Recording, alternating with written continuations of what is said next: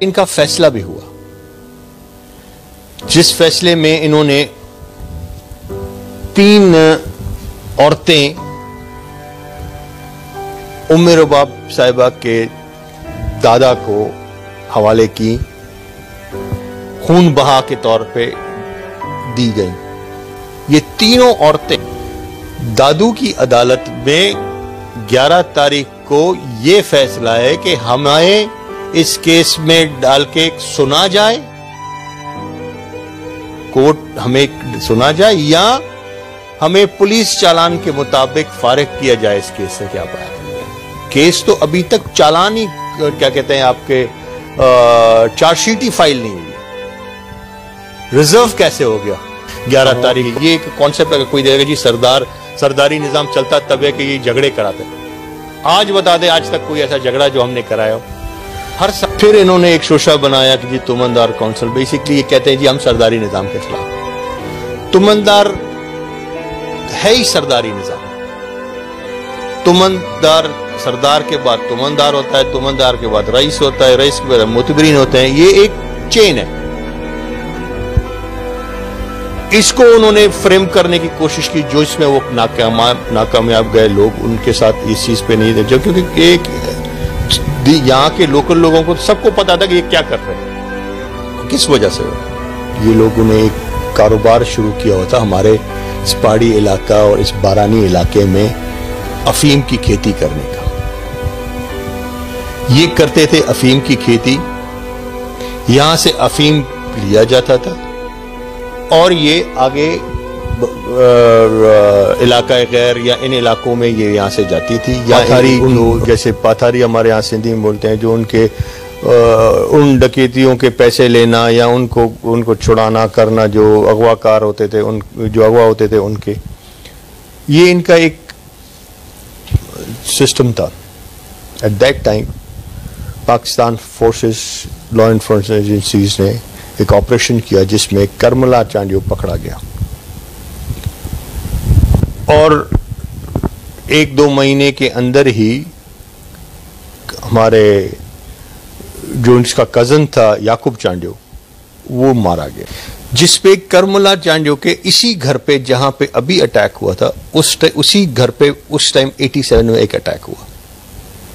उस अटैक में करमला चांडियो का एक भाई, एक करमला चांडियो का बेटा जिसका भी नाम काबिल चांडियो है, वो दोनों मारे गए। उसमें जब वो मारे गए तो उसमें जो एक्सकाउंडर थे या जो मारने वाले थे वो गुलाम कादिर चांडियो एक था, और दूसरा जो सिकंदर चांडियो अभी भी इस केस में है, वो भी उसके वालिद साहब थे।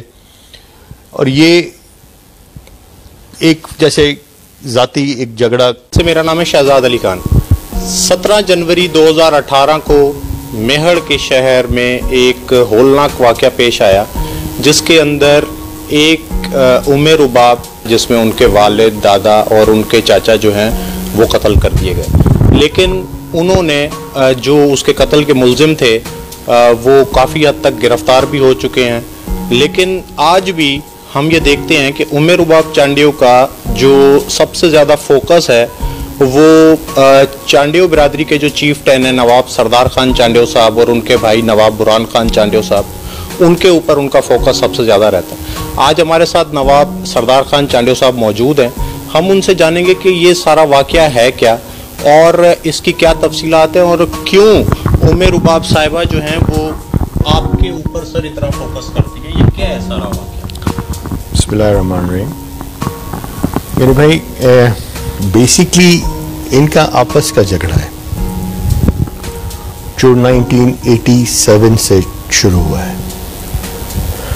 उम्मे रुबाब साहिबा के वालिद दादा करमला खान, वो और एक हमारे उन्हीं का ही अपना कज़न है, रिश्तेदार हैं, याकूब चांडियो, उनका एक जैसे बोले मैं कि पाथारी निज़ाम, वो डकैती करते थे। करमला अपना याकूब चांडियो, करमला चांडियो उनके पाथारी, जो जैसे पाथारी हमारे यहाँ सिंधी में बोलते हैं, जो उनके उन डकैतियों के पैसे लेना या उनको छुड़ाना करना, जो अगवाकार होते थे, जो अगवा होते थे उनके, ये इनका एक सिस्टम था।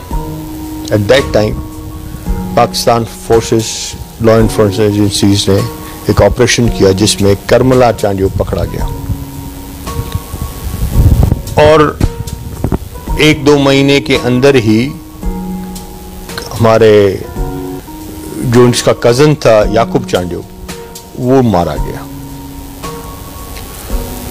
अगले दिन ही उनको करमला चांडियो को जेल से रिलीज किया गया। जो उस टाइम के सुनने की बातें, जो हमारे 87 में, इट्स लाइक 25-30 साल पहले की बात है, उसमें यह हुआ कि हमें ये पता चला कि जी करमला चांडियो के ने इनको मरवाया है। उन लोगों का शक इस चीज पे गया, जिस पे करमला चांडियो के इसी घर पे जहां पे अभी अटैक हुआ था, उसी घर पे उस टाइम 87 में एक अटैक हुआ। उस अटैक में करमला चांडियो का एक भाई, एक करमला चांडियो का बेटा जिसका भी नाम काबिल चांडियो है, वो दोनों मारे गए। उसमें जब वो मारे गए तो उसमें जो एक्सकाउंडर थे या जो मारने वाले थे, वो गुलाम कादिर चांडियो एक था, और दूसरा जो सिकंदर चांडियो अभी भी इस केस में है, वो भी उसके वालिद साहब थे। और ये एक जैसे जाती एक झगड़ा उनका वहां से शुरू हुआ। उसके बाद इनका फैसला भी हुआ, जिस फैसले में इन्होंने 3 औरतें उम्मे रुबाब साहिबा के दादा को हवाले की, खून बहा के तौर पे दी गई। ये तीनों औरतें उनको एज अ खून बहा में दी गई। फिर उसके बाद इनके फैसले होने के बाद फिर टाइमली इनके चलते रहे मसले, कभी कोई इंसिडेंट ऐसे होते रहे, इनके ऊपर एक दूसरे पे ये कोई FIRs करते गए। किसी में करमला चांडियो फरियादी था, जिसमें किसी में मुर्तजा चांडियो अक्यूज था, किसी में मुर्तजा चांडियो फरियादी था, ये अक्यूज है। इस बीच में 1-2-4 मर्डर्स और भी हो गए थे। फिर इन्होंने ये जो लास्ट मर्डर्स हुए, कुछ दिन पहले बकौल दूसरे फरीक के, जी हमारे मारने के लिए करमला चांडियो और मुख्तियार चांडियो ने प्लानिंग करके एम्बुश किया, जिस एम्बुश में ये वहां पे नहीं आए। तो उस पे ये झगड़ा शुरू हुआ और उनसे बात करने गए। उनकी औरतों पे ये जो औरतें थी, इन पे बड़ा ऐसा डंडा मारी या जुल्म होता था, खासकर परवेज जो गुलाम कादिर की, और ये लोग वहां गए उनसे बात करने, जहां पे ये झगड़ा हुआ, जिस झगड़े में गुलाम कादिर खुद जो एक हमलावर था वो भी मारा गया। एक मुर्तजा चांडियो था, एक सिकंदर चांडियो था, जो इस झगड़े में वहां पे मौजूद फ्रेम्स जो थे वहां पे जब ये झगड़ा हुआ तो उसमें ये इंसिडेंट हो गया। अब आते हैं जी कि उन्होंने हमें क्यों फ्रेम किया। हमें फ्रेम करने का मकसद ये था कि जितने भी इनके यहाँ पे ये लोगों ने एक कारोबार शुरू किया होता हमारे इस पहाड़ी इलाका और इस बारानी इलाके में अफीम की खेती करने का, ये करते थे अफीम की खेती। यहां से अफीम लिया जाता था और ये आगे इलाका गैर या इन इलाकों में ये यहाँ से जाती थी, या उन सौदागरों को ये चीज़ें मिलती थी और ये उनके बदले चर्स और अफीम दूसरी चीज़ें जो है ना, चर्स हो गई या कोई ऐसे हेरोइन लेके यहाँ पे लोकल मार्केट में बेचते थे। ये एक कहानी थी जो 2008-10 से हमने गवर्नमेंट, एज माई फादर जो मेरे वालिद साहब यहाँ पे जिला नाज़िम थे, उन्होंने भी लिखा था कि तब हमें ये पता नहीं था कि ये लोग इसमें इतने इन्वॉल्व हैं। आस्ते आस्ते इन चीज़ों कि हमने ये चीज़ें गवर्नमेंट को लिखना शुरू की कि भाई ये इंसिडेंट्स यहाँ पे हो रहे हैं, उस पर एक्शन किया जाए।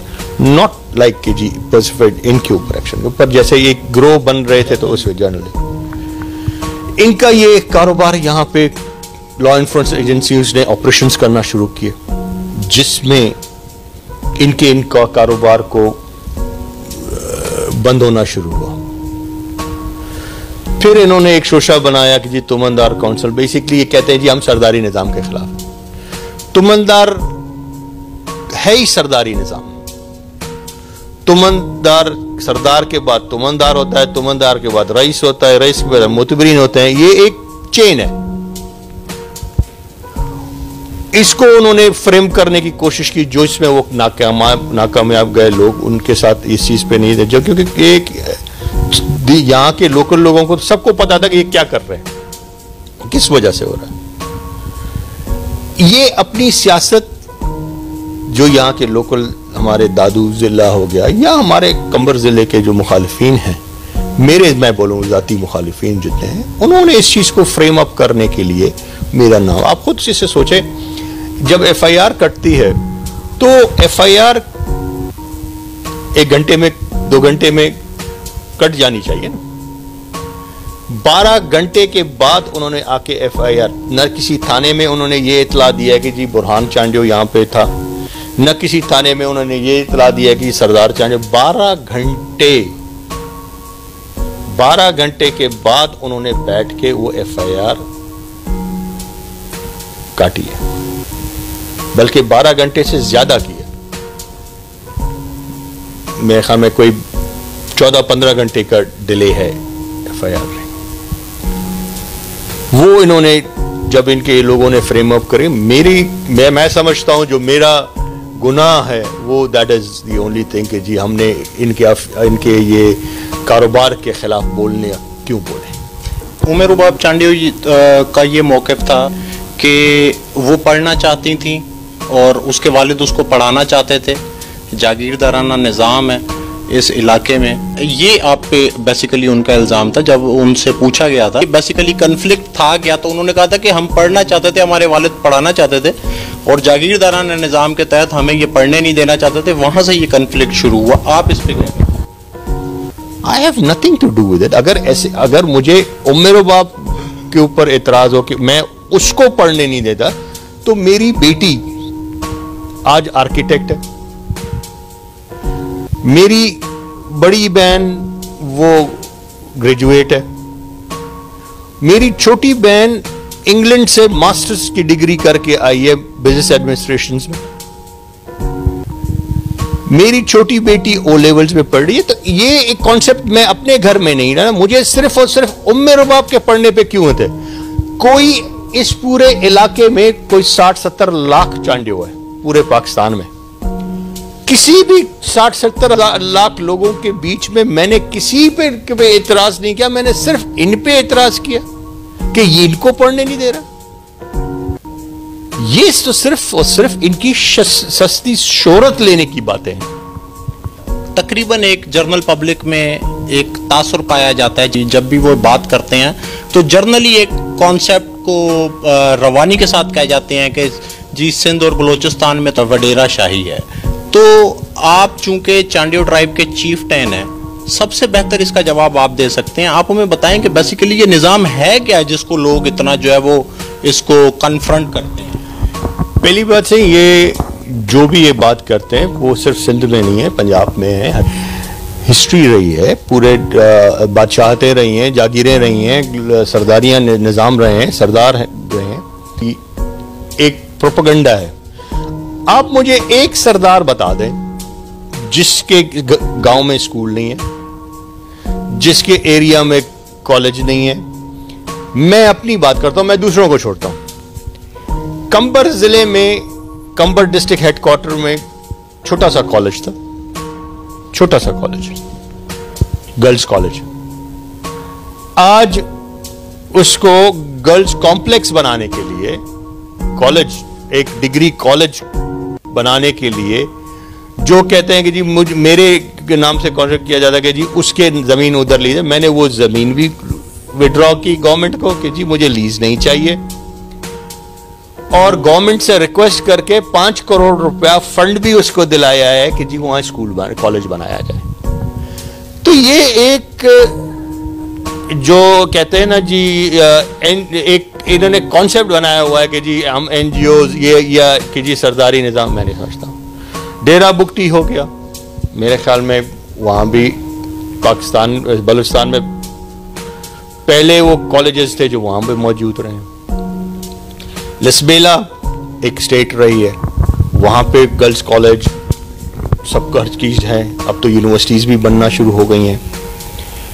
खुजदार हमारे सरदारों नवाबों का, जहाँ से हमारे सरदार अताउल्लाह मेंगल साहब, सरदार नवाब सनाउल्लाह ज़हरी साहब, सरदार अताउल्लाह मेंगल साहब, बहुत सारे ऐसे बहुत सारे सरदारों का वो एक डिस्ट्रिक्ट हेडक्वार्टर रहा है। वहाँ पे इंजीनियरिंग यूनिवर्सिटी भी है, वहाँ पे गर्ल्स यूनिवर्सिटीज़ भी हैं, वहाँ बलूचिस्तान यूनिवर्सिटीज़ की भी शाखें हैं। ये कॉन्सेप्ट किसी 1000 साल पुराना होगा तो होगा, लेकिन अभी वो चीज़ नहीं है। लोगों को ये बेसिकली डिफरेंस नहीं पता कि जब आप ये लक़ब इस्तेमाल करते हैं नवाब का, तो ये मतलब ये कितनी पुरानी हिस्ट्री होती है, ये कैसे ये सिलसिला चलता है। बलूचिस्तान में मेरे ख्याल में कोई नवाब मकरान भी है, नवाब लसबेला हमारा इस टाइम का सिटिंग चीफ मिनिस्टर भी नवाब है। हमारे नवाब बुगटी है, नवाब मरी है, नवाब मक्सी है, नवाब बहुत सारे और हमारे बलूचिस्तान के नवाब रहसानी है, नवाब रिंद है, सरदार रिंद है, नवाब बंगलजई है, नवाब ऐसे बहुत सारे लक़ब हैं जो सरदार भी हैं और नवाबी के लक़ब भी हैं। पंजाब में नवाब कलाबाग है, पंजाब में आपके नवाब बहावलपुर है। ये एक स्टेट्स रहे हैं, एक नवाबी रही है, एक लक़ब रहा है, एक रुतबा रहा है, एक उनकी एक शिक्षा है कि नोबिलिटी की वजह से उनको नवाब का लक़ब दिया जाता है, सरदार की वजह से उनको लक़ब दिया जाता है। जो खराब किस चीज में, ये मुझे समझ में नहीं आता। अंग्रेज जिस टाइम यहाँ पे आए, उन्होंने भी इस चीज को प्रमोट किया, इसको आगे रखा, और उस टाइम से ये चीजें प्रमोट होती रही और सिस्टम चलते रहे। देखें, रिस्पेक्ट से दुनिया चलती है। आप अपनी उस कौम के लिए वो रिस्पेक्ट की वो चीजें करते हैं तो दुनिया आपके साथ चलती है। और ये नवाबी, ये सरदारी सिस्टम तभी चलता है रिस्पेक्ट के साथ। पहली चीज रिस्पेक्ट है। ऐसी आपके सामने एक मैं मिसाल है, आज से पिछले महीने की 1 अगस्त को झगड़ा हुआ, जिसमें 3 आदमी मरे, 3 आदमी पानी पे के झगड़ा हुआ। हमारे कंबर के साथ ही ये चीज, मेरा भाई मौजूद था गांव कंबर शहर में, वो वहां पे पहुंचा, लोगों को मैयतें उठाई, उन लोगों को किया। 16 दिन के अंदर वो फैसला भी हो गया, 16 दिन के अंदर वो खून भी का मसला भी हल हो गया, वो झगड़ा भी हल हो गया। वो एक कहते हैं, जैसे हम बलूची में बोलते हैं, शीरो शक्कर, एक दूसरे के अंदर अपने वो शीरो शक्कर होके अपने उस को देख चले। अगर इस चीज को मैं बोलता तो अगर छोड़ देते, कि ये मैं नहीं बोलूं कि जी भाई ये, अगर हम इसको छोड़ देते, तूल देते, ये सरदार नवाब होने की वजह से, रिस्पेक्ट होने की वजह से, बड़े के एरिया के वजह से मसले, कोई बड़ा, कोई खानदान, कोई अच्छा आदमी ये नहीं चाहता कि जी ये झगड़े हों और लड़ाइयाँ हों। ये एक कॉन्सेप्ट अगर कोई देगा जी सरदारी निज़ाम चलता तब है कि ये झगड़े कराते। आज बता दें, आज तक कोई ऐसा झगड़ा जो हमने कराया हो। हर सरदार, हर नवाब का काम यही होता है कि वो अपने इलाके में अपने गरीब, अपने दोस्त, अपने मेहरबान, इधर हमारे बड़े ताकतवर लोग भी हैं, गरीब आदमी, लेकिन हर किसी को इंसाफ मिलता है, तभी तो वो नवाब की, सरदार की इज्जत और रिस्पेक्ट करते हैं। पर क्या किसी केस का कोई फैसला दादू अदालत में महफूज भी किया गया? इस तरह की खबरें जो है वो चलाई गई। दादू की अदालत में कोई महफूज फैसला नहीं है। दादू की अदालत में 11 तारीख को यह फैसला है कि हमें इस केस में डाल के सुना जाए, कोर्ट हमें सुना जाए, या हमें पुलिस चालान के मुताबिक फारिग किया जाए इस केस से। क्या बाहर केस तो अभी तक चालान ही, क्या कहते हैं, आपके चार्जशीट ही फाइल नहीं हुई। रिजर्व कैसे हो गया? 11 तारीख को फैसला है और ये हो जाएगा, नहीं। सर आपकी बहुत मेहरबानी। नवाब सरदार खान चांडियो की आपने बातें सुनी। ये एक ऐसा मौक़िफ़ था जो कि काफ़ी अरसे से सामने नहीं आया था। हम अदालत क्या फ़ैसला करती है, ये अदालत का काम है। अपने मेज़बान शहजाद अली खान को इजाज़त दें। अल्लाह हाफ़िज़।